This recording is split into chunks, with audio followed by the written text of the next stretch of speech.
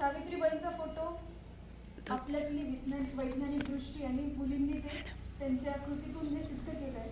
याच्यासाठी आपल्या सर्वांचं खूप अभिनंदन.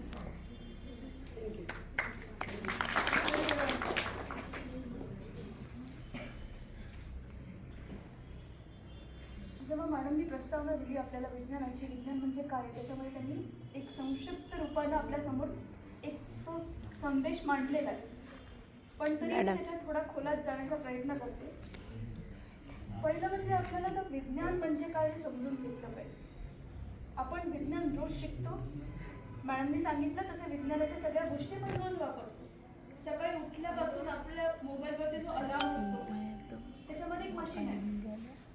ते फिजिक्समध्ये शिकवलं जातं. मशीन रोटेशन कसं आहे, पिरियडिक मोशन्स कसे आहेत, त्याच्यावरती घड्याळ काम करतं आपलं.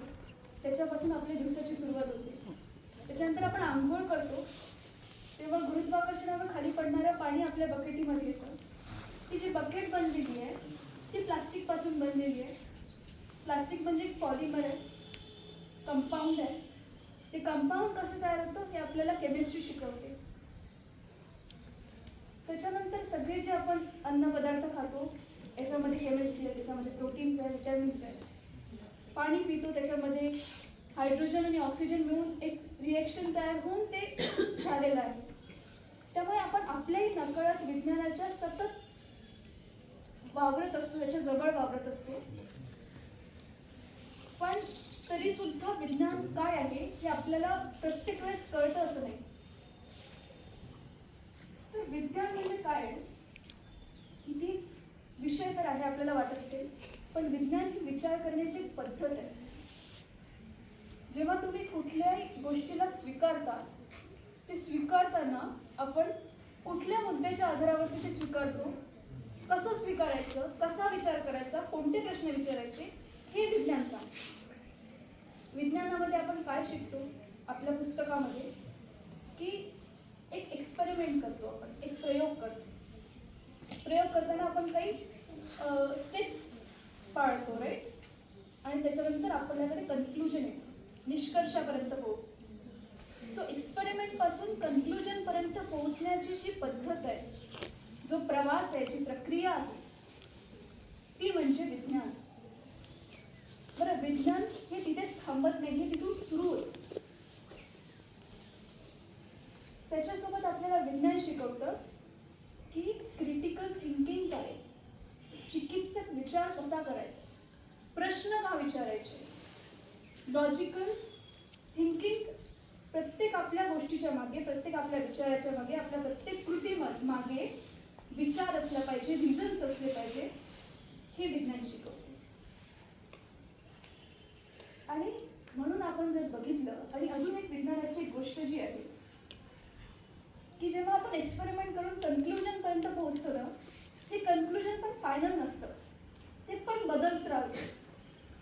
जसं एक उदाहरण द्यायचं झालं तर जेव्हा गॅलिलिओ होते, गॅलिलिओ एक सायंटिस्ट, तुम्ही नाव ऐकलं असेल गॅलिलिओ म्हणून. तर त्यांनी पहिल्यांदा दुर्बिणीचा शोध लावला आणि त्याच्यासोबतच त्यांनी हे सांगितलं की सूर्य पृथ्वीभोवती फिरत नाही, तर पृथ्वी सूर्याभोवती फिरते. करेक्ट. तर त्याच्या आधी चर्च हे सांगत होतं की पृथ्वी स्थिर आहे आणि सूर्य पृथ्वीभोवती फिरतो. पण त्याच्या विरुद्ध त्यांनी पहिल्यांदा आपली थेरी मांडली. त्याच्यानंतर त्यांनी सांगितलं की ते वर्तुळाकार गतीमध्ये फिरतं. त्याच्यानंतर केपलर आले. केपलरने सांगितलं की त्यांचं जे कन्क्लुजन आहे ते बरोबर आहे की पृथ्वी सूर्याभोवती फिरते, पण ती वर्तुळाकार नाही तर इलिप्टिकल ऑर्डरमध्ये फिरते. त्याच्यामुळे कन्क्लुजन हे चेंज होऊ शकतं. जे एक काय म्हणू आपण त्याला, परिभाषित सत्य सांगण्याचा प्रयत्न करतो विज्ञान, त्याला तुम्ही चॅलेंज करू शकता. आणि हे स्वातंत्र्य फक्त विज्ञान देतं, ते धर्म देत नाही. धर्मामध्ये जेव्हा एखादी गोष्ट सांगितली जाते ती अंतिम सत्य असतं, त्याच्यावरती कुठलाही तुम्ही विरोध करू शकत नाही, त्याच्यावरती प्रश्न विचारू शकत. अजून एक दुसरं उदाहरण देते. ॲटम थिअरी जर तुम्ही शिकले आहात तुम्ही, ॲटम काय असतं, तर पहिल्यांदा डाल्टननी मॉडेल सांगितलं की तो पूर्ण स्फिअर आहे ऑटम म्हणजे. त्याच्यानंतर थॉम्सननी सांगितलं की ॲटम आहे, त्याच्यामध्ये इलेक्ट्रॉन्स असे वेगवेगळ्या ठिकाणी पेरलेले आहेत. त्याच्यानंतर तीच थिअरी रुदरफोर्डनी चेंज केली. त्यांनी सांगितलं की जे इलेक्ट्रॉन्स फिरतात ते वेगवेगळ्या ठिकाणी नाही आहेत, त्यांनी न्यूक्लियसमध्येच इलेक्ट्रॉन्स आहेत.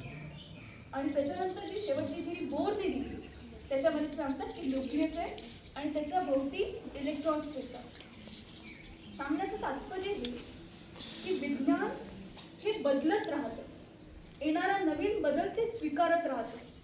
इथे जेव्हा जेव्हा नवीन विचार येतो त्याच्यावरती चर्चा होते, ती चर्चा करण्याचं स्वातंत्र्य आपल्याला विज्ञान देत असतं. त्यामुळे पुढच्या मुद्द्यावरती आपण येऊ की आता विज्ञानाची सुरुवात कुठून झाली. खरं तर जेव्हा मी याच्यावरती विचार करत होते तेव्हा विज्ञानाची अशी सुरुवात आपल्याला सांगता येणार नाही, कारण विज्ञान हे आधीपासून गुरुत्वाकर्षण आधीपासून, पृथ्वी आधी. त्यामुळे आपण असं म्हणूयात की विज्ञानाच्या संघर्षाची सुरुवात कुठून झाली. विज्ञान ही एक विषय, ही एक विचारधारा इथे जेव्हा आपण निर्माण करण्याचा काही लोक प्रयत्न करत होते, ती सुरुवात सहजासहज नव्हती. त्यासाठी एक संघर्ष करावा लागला. जसं मी तुम्हाला आता एक उदाहरण दिलं, जेव्हा गॅलिलिओ म्हणत होते की पृथ्वी ही सूर्याभोवती फिरते आणि तेव्हा ते चर्चला मान्य नव्हतं, त्यावेळी त्यांना फासावरती लटकवण्यात आलं. त्यामुळे लक्षात घेतलं पाहिजे की आज आपण जे पुस्तकामध्ये शिकतो आहोत त्याच्यासाठी लोकांनी संघर्ष केलेला आहे. ते सत्य आपल्यापर्यंत पोहोचवण्याचा जो प्रवास होता हा विज्ञानाच्या संघर्षाचा इतिहास आहे. जेव्हाही कुठला नवीन बदल समाजामध्ये होऊ पाहतो, क्रिटिकल थिंकिंग जेव्हा लोकांमध्ये येण्याचा प्रयत्न करते, तेव्हा धर्म हा कायम त्याच्या विरुद्ध राहिलेला आहे. कायम धर्माने त्याला विरोध केलेला आहे. हा विरोध विज्ञानाच्या बाबतीत होणं सुद्धा साहजिक होतं. त्यामुळे विज्ञानाच्या संघर्षाची जी सुरुवात आपण बघितली की युरोपामध्ये आपल्याला त्याचं दिसेल. 15व्या-16व्या शतकामध्ये युरोपामध्ये प्रबोधनाचा कालखंड जो होता, रेनेसान्स म्हणतो आपण ज्याला, त्याच्यामध्ये काय होत होतं की नेमकं आपली विचार करण्याची जी पद्धत होती त्याच्यामध्ये बदल होत होते. आधी फक्त देवांवरती चित्र बनवले जायचे, देवदेवतांची चित्र बनवले जायचे. त्याच्यानंतर माणसांची चित्र बनवली गेली. त्याच्यानंतर हार्वे नावाचे एक सायंटिस्ट आहे, त्यांनी माणसाच्या शरीरामध्ये रक्ताभिसरणाची प्रक्रिया कशी होते, ब्लड सर्क्युलेशनची थिअरी ही हार्वेने त्या काळामध्ये मांडली. त्यानंतर राज्यव्यवस्थेला विरोध केला गेला की आधी असं म्हणायचं की जो राजा आहे हा देवानी पाठवलेला आहे, डिवाइन पॉवर. पण तेव्हा तिथल्या विचारवंतांनी हे सांगितलं की राजा हा जनतेचा असला पाहिजे, तो जनतेसाठी असला पाहिजे, तो माणसांमधून निवडून गेला पाहिजे, तो कुठून आकाशातून किंवा देवानी पाठवलेला दूत नाही. हा सुद्धा एक वैज्ञानिक विचार होता.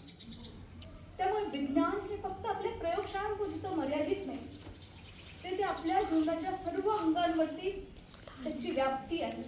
ते आपल्या समाजामध्ये आहे, समाजकारणामध्ये आहे, ते आपल्या राजकारणामध्ये आहे, ते आपल्या इतिहासामध्ये सुद्धा आहे. मला एक कोट वाचायचं होतं. It is a science alone that can solve the problem of hunger and poverty, of insanitation and illiteracy, of superstition and deadening customs of tradition, of vast resource running out of waste, of a rich country inhabited by the poor people. Future belongs to science and those who make friends with science. Future belongs to science. येणारं भविष्य हे विज्ञानाचं आहे, असं आपल्या भारताचे पहिले प्रधानमंत्री जवाहरलाल नेहरूंचं हे वाक्य आहे.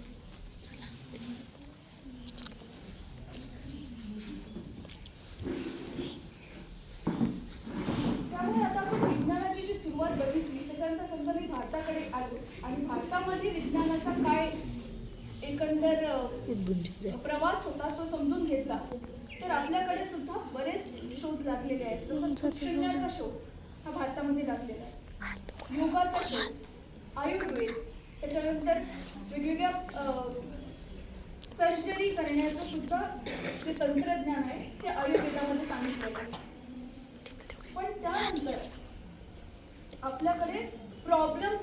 तेवढेच राहिलेले आहेत. समस्या सुद्धा बऱ्याच आहेत आपल्याकडे. बेरोजगारी आहे, भूकमारी आहे, गरिबी आहे, बेरोजगारी आहे, इनसॅनिटेशन जे ते म्हणाले. आणि हे सगळं जर सोडवायचं असेल तर ते सोडवण्यासाठी हा देश जेव्हा स्वातंत्र्य होत होता त्या स्वातंत्र्याच्या जी संग्रामाची जी प्रक्रिया होती त्याच्यामध्ये सुद्धा या गोष्टींवरती चर्चा झाली. जसं राजाराम मोहन रॉय यांचं नाव जर तुम्ही ऐकलं असेल, त्यांनी स्त्री शिक्षणाची सुरुवात केली. त्याच्यासोबत बालविवाह होऊ नये याच्यासाठी सुद्धा एक सायंटिफिक कारण होतं. कारण की स्त्रियांच्या शरीराची पूर्ण वाढ त्या वयात झालेली नसते, म्हणून ते होऊ नये. आणि ज्यावेळी हे लोक नवीन विचार मांडत होते त्या प्रत्येकाला एक विज्ञानाचा आधार देऊन समाजामध्ये बदल व्हावा अशी त्यांची अपेक्षा होती.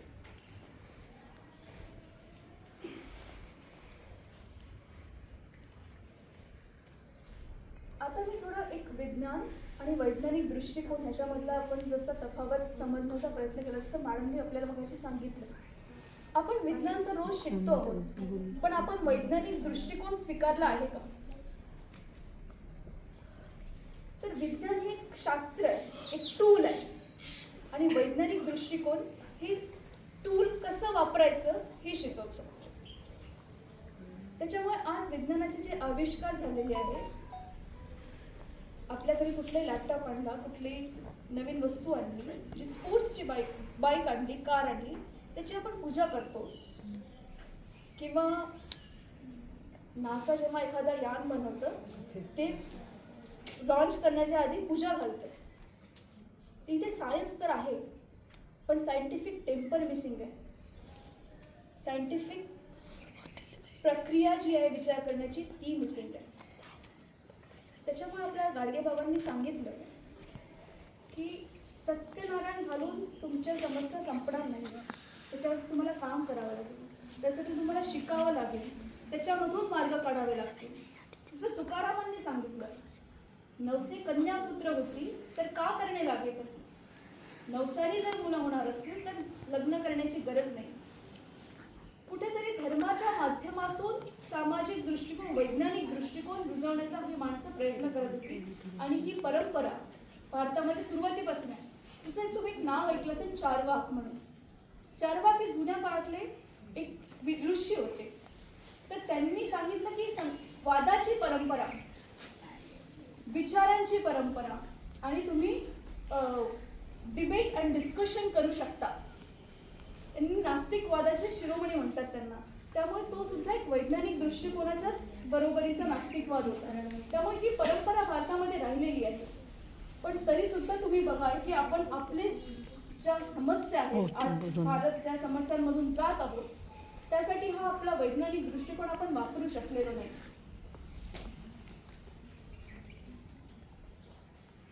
त्याच्यानंतर मी थोडक्यामध्ये धर्म आणि विज्ञान याच्यामध्ये काय फरक आहे ते सांगण्याचा प्रयत्न करते. तर बरेचदा असं म्हणतात की धर्म आणि विज्ञान हे एकच आहे. पण जिथे धर्म संपतो तिथे विज्ञान सुरू होतं. याचा अर्थ काय की जेव्हा आपल्याला एखादा प्रश्न पडतो, आपण धर्माकडे जातो, धर्माकडे त्याचं एक उत्तर असतं निश्चित, ते कधीच बदलत नाही. पण विज्ञान त्या प्रश्नाचं त्याच्याकडे उत्तर नसेल आज, पण ते उत्तर शोधण्याचा तो प्रवास म्हणजे विज्ञान सांगतो. धर्म सांगतो की मी सांगतोय त्याच्यावर तुम्ही विश्वास ठेवायचा.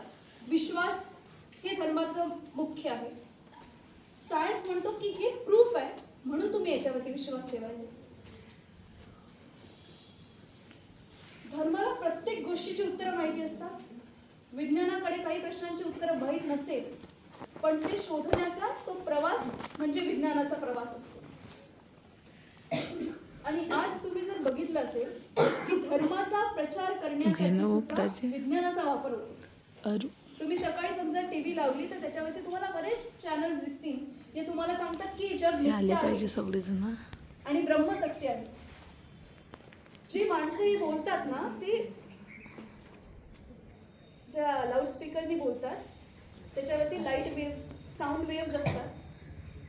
ते प्रोपोगेट होणारी जो माईक आहे ही एक फिजिकल मशीन आहे जी फिजिक्सच्या नियमांपासून बनवलेली आहे, मेकॅनिकल आहे. जेव्हा सकाळी उठतात तेव्हा गुरुत्वाकर्षणाने खाली पडलेल्या पाण्यातून आंघोळ करतात, सगळ्या विज्ञानाने ज्या निर्माण केलेल्या सगळ्या सोयीसुविधा वापरतात आणि मग विज्ञान चुकीचं आहे आणि धर्म मोठा आहे असा प्रचार केला जातो. त्यामुळे जर आपल्याला शेवटाकडे मी येत आहे की आपलं पुढचा काय प्रवास असला पाहिजे असणं अपेक्षित आहे, तर आज आपण एक लक्षात घेतलं पाहिजे की आज सातत्यानं विज्ञानावरती हल्ला होतोय. जी माणसं विवेकवादाचा प्रचार करतायत, विवेकाने तुम्ही विचार करा हे सांगतायत, शिकवतायत समाजाला, माणुसकीवरती विश्वास ठेवा हे सांगतायत, अंधश्रद्धेला बळी पडू नका हे सांगतायत, असं सांगणाऱ्या नरेंद्र दाभोलकरांचा खून महाराष्ट्रामध्ये होतो तेव्हा तो एका व्यक्तीचा खून नसतो, तो विवेकाचा आणि तो विज्ञानाचा खून असतो. ज्यावेळी महाराष्ट्रामध्ये अंधश्रद्धा विरोधक कायदा आला पाहिजे ह्यासाठी दाभोलकर कोर्टाच्या पायऱ्या झिजवत होते, त्यावेळी एक समाज म्हणून जर आपण त्यांच्या पाठीशी उभं राहिलो असतो तर त्यांचा खून करण्याची हिंमत झाली नसती. दाभोलकर असतील, गौरी लंकेश असतील, कलबुर्गी असतील, या विवेकवाद्यांवरती हल्ले होणं हे विज्ञानावरती होणाऱ्या हल्ल्यांसारखं आहे. आज डार्विनचा जो उत्क्रांतीवादाचा नियम आहे, डार्विन्स थिअरी ऑफ रिव्होल्युशन, तुम्ही शिकला 10th मध्ये आहे राईट? आज 10th मध्ये पण होतं आमच्या वेळेस, आता मला कल्पना नाही, पण ते सुद्धा पाठ्यपुस्तकांमधून आज काढून टाकण्यात आले. जेव्हा आपण हे का काढून आज का काढून टाकलं जात आहे ह्याचा विचार केला तर एक लक्षात येईल की डार्विन काय सांगतो की माणसाची उत्क्रांती जी आहे ही माकडापासून झाली. माकडापासून परिणत होता होता माणसापर्यंत पोहोचला. माणुसकीपर्यंत पोहोचला का हा पुढचा प्रश्न. धर्म काय सांगतो? धर्म सांगतं की ब्रह्माच्या डोक्यामधून, हातामधून, पायामधून आणि मांडीमधून आणि पायामधून वेगवेगळ्या माणसांचे जन्म झाले. जे 4 वर्ण आहेत ते वेगवेगळ्या ठिकाणाहून जन्मात आहेत. मग धर्म सांगतो की एका माणसाच्या शरीरापासून सगळी माणसं जन्माला आली. डार्विन सांगतो की माकडापासून सगळे उत्क्रांत झाले. त्यामुळे डार्विनला थांबवावं लागेल ना. तुम्ही दोन्ही गोष्टी एका वेळेस सांगू शकणार नाही. अजून एक उदाहरण देते मी. एक मध्यंतरी एक न्यूज आलेली की पुस्तकांमधून पिरियडिक टेबल सुद्धा काढून टाकले. विचार आहे असा. आता पिरियडिक टेबल का काढून टाकण्यात आला असेल तर ह्याचं कारण एक सायंटिस्ट आहे गौहर रजा म्हणून, ते सांगतात की जर धर्म म्हणतो की संपूर्ण जग हे पंचमहाभूतांपासून बनलेलं आहे आणि पिरियडिक टेबल काय सांगतो आपल्याला, पिरियडिक टेबलमध्ये 118 एलिमेंट्स आहेत. तुम्हाला पंचमहाभूतांची थिअरी जर पुढे चालवायची असेल तर तुम्हाला 118 एलिमेंट्सला नाकारावं लागेल. त्यामुळे पिरियडिक टेबल तुम्हाला काढून टाकावा लागेल. त्याच्यासोबत एक सायन्स सोबत एक त्याच्यावरती हल्ला करण्याचा अजून एक मार्ग म्हणजे सुडो सायन्स, जे सायन्स सारखं दिसतं वरून पण जे सायन्स नाही आहे. आता मी त्याचा उल्लेख कसा करावा माहिती नाही, पण बरेच लोक असं म्हणतात की गणेश जी होते, गणपती जे होते, त्यांची प्लास्टिक सर्जरी झालेली होती आणि ते करण्याची प्रक्रिया आपल्याकडे आधीपासून होती, आपल्याकडे अवेलेबल.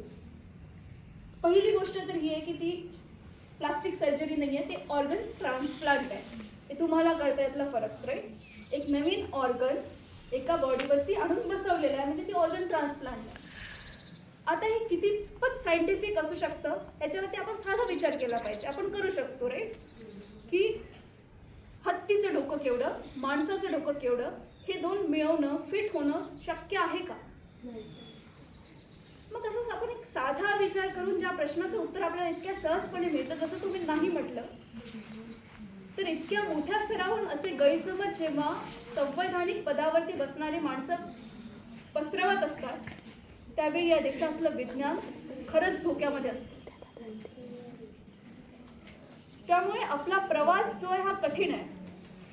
विज्ञान आणि वैज्ञानिक दृष्टिकोनाच्या सोबत जाऊन याची सांगड घालून समाजामधले जे प्रत्येक समस्या आहेत, आपले प्रत्येक प्रश्न आहेत ते सोडवण्याचा आपण प्रयत्न करूया.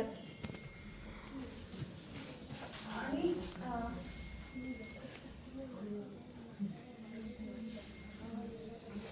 त्यामुळे आज आपण भारतात समजा बघितलं तर सायन्स स्ट्रीम म्हणजे 10वी नंतर आता 11वी 12वी जेव्हा तुम्ही घेता तर सायन्स स्ट्रीममध्ये जाणाऱ्या विज्ञान मुलांची संख्या भरपूर आहे. याचा अर्थ सायन्ससाठी त्यांना प्रेम आहे किंवा सायन्सच्या बाबतीत समाज जागरूक झालेला असा होत नाही. सायन्स स्ट्रीममध्ये पाठवण्याचं पालकांचं कारण एकच असतं की त्याच्यामधून नोकरी मिळते, नोकरीमधून पैसा मिळतो. आपल्या शिक्षणाची संपूर्ण प्रक्रिया ही पैसा मिळवण्याशी जोडलेली जाते. त्यामुळे विज्ञानाकडे मुलं जातात. पण ही माणसं वैज्ञानिक असण्याचं कारण नाही.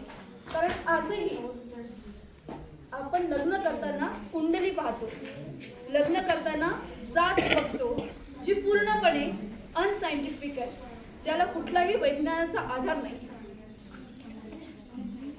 त्यामुळे जर आपल्याला पुढे जायचं असेल आणि आपल्या सगळ्या प्रश्नांवरती उत्तरं पाहिजे असतील तर विज्ञानाची कास धरावी लागेल.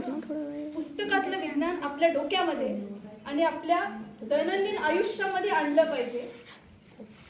त्याचा वापर करणं शिकलं पाहिजे. तर आपण या सर्व गोष्टींवरती मात करू शकतो.